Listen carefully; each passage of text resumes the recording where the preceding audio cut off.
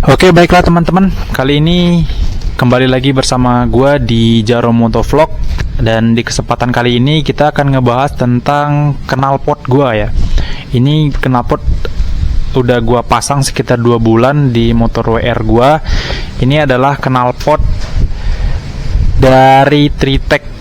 Jadi gua kemarin beli dari online shop sampai sekitar berapa ya?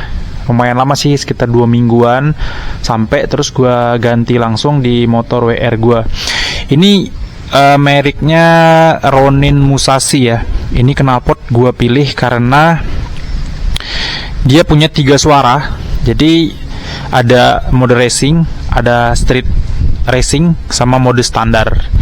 Jadi di masing-masing suara itu dia punya kelebihan dan kekurangannya masing-masing menurut gue ya. Jadi yang paling mantap itu memang di mode racing. Dan kenapa gue pilih knalpot ini? Karena yang pertama kebutuhan gue. Yang pertama kan di motor kalau dia knalpot standar kan suaranya agak kurang enak didengar gitu kan. Apalagi motor tampilan gede, udah kita modif jadi supermoto, tapi bunyinya ya bunyi standar itu kan enggak, ya menurut gue agak kurang cocok lah sih untuk WR, untuk suara standarnya itu. Makanya gue cari knalpot yang bisa cocok untuk di WR gue ini. Dan gue udah cari-cari dan ternyata menurut gue si knalpot merek Tritec inilah yang cocok sih untuk motor WR gue. Tapi memang ada merek-merek lain yang apa ya, kayak yang biasa dipakai itu kayak Norifumi, terus Redamai dan segala macam ya. Tapi gue kemarin udah cari-cari, ternyata gue lebih kesemsem ke knalpot ini. Oke, langsung saja tanpa banyak omong gue akan bahas tentang knalpot ini, dan tentunya kita akan review bagaimana suaranya. Tapi untuk pemasangannya kemarin gue nggak sempat review dan nggak sempat videoin ya. Jadi kita akan dengerin aja suaranya. Oke, check it out.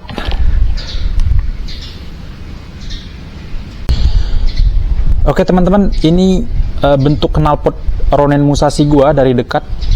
Jadi ini gua dekatin ya. Ini ada logonya, gua review dulu ya. Sebelum kita review suaranya, kita review dulu bentuknya. Ini ada logo, ini bukan tempelan ya. Jadi kayak apa ya, stiker kayak besi gitu. Ini mereknya Ronin Tritec Racing Evolution. Ya, ini dari mereka ya. Tritec ini kayaknya merek tokonya ya. Terus di bagian sini ada Musashi, ada tulisan Musashi, dan dia pakai 2 tabung. Ini kenapa gue pilih tampilan ini, karena dia punya 2 tabung ini.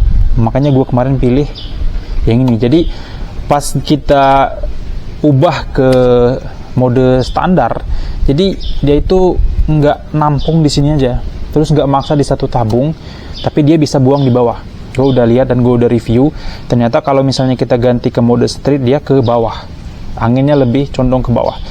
Dan terus ini kita review, ini shifter, ini shifternya, ini bagian ya untuk ngatur katup di dalamnya. Ternyata di dalamnya itu ada katup, di sebelah sini ada katup ya, ada katup. Itu kalau kita jadikan ke mode standar, katupnya akan tertutup, dan positif dia akan kembali ke bawah. Dan ini kemarin gue lem.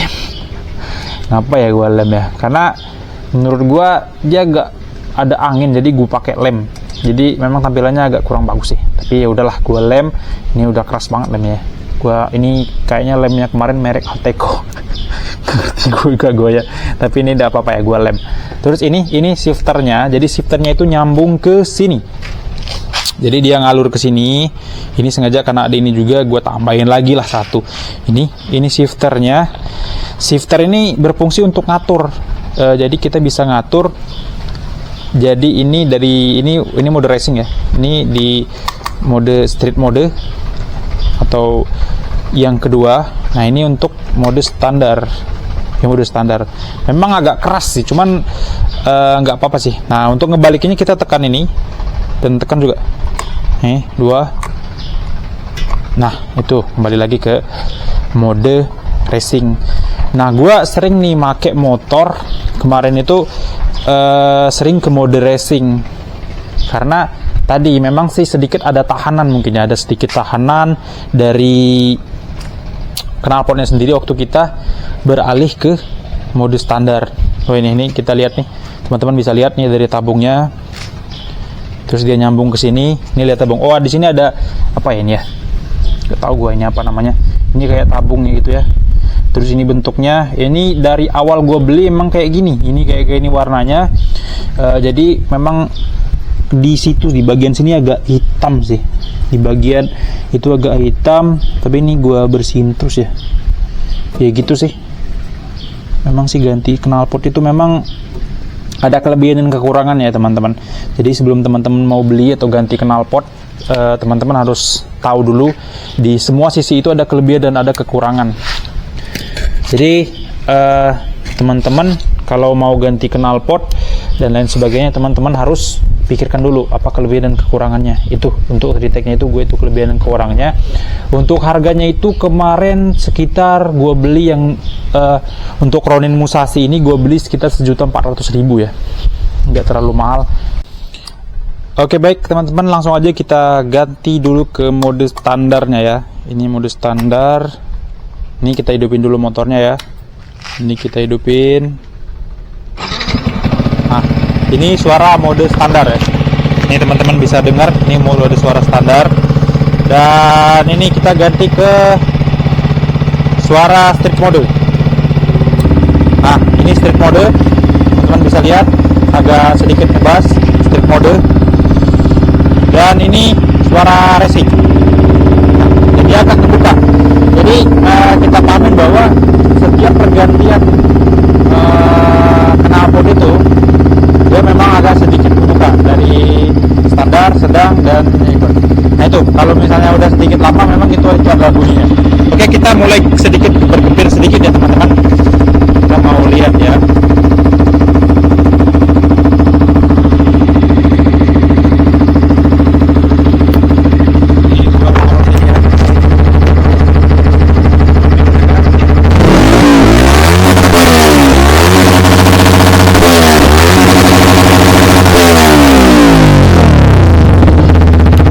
Itu untuk racing mode.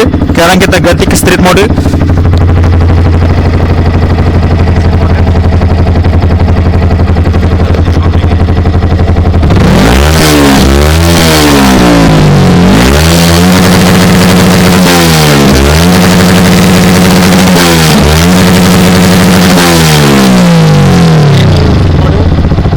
Dan kita ganti ke standar ya.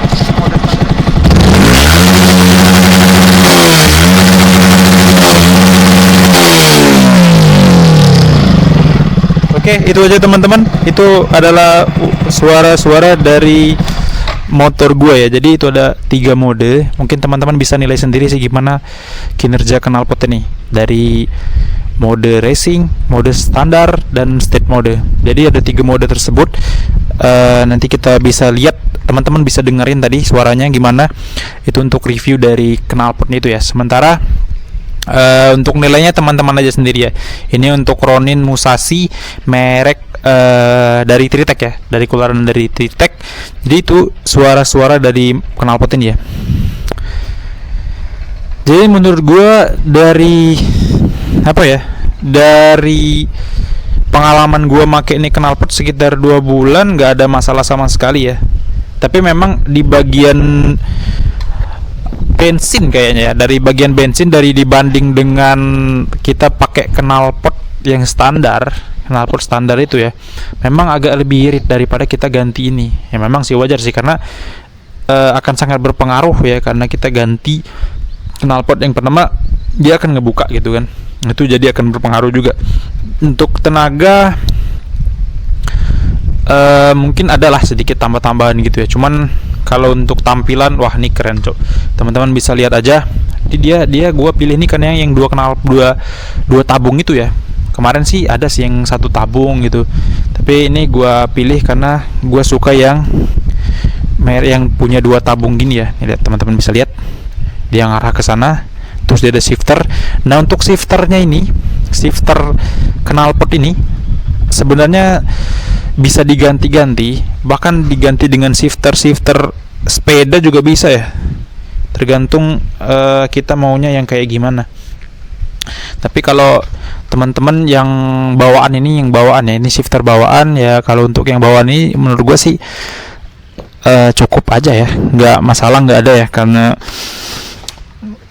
kemarin emang agak keras. Gue pikir nih nggak bakal tahan lama ya, karena kan di setel terus, karena agak keras dan agak serat ya. Tergantung settingan kayaknya, tergantung settingan teman-teman gimana ngebuat kabel ini nggak berlipat sampai ke bawah ya.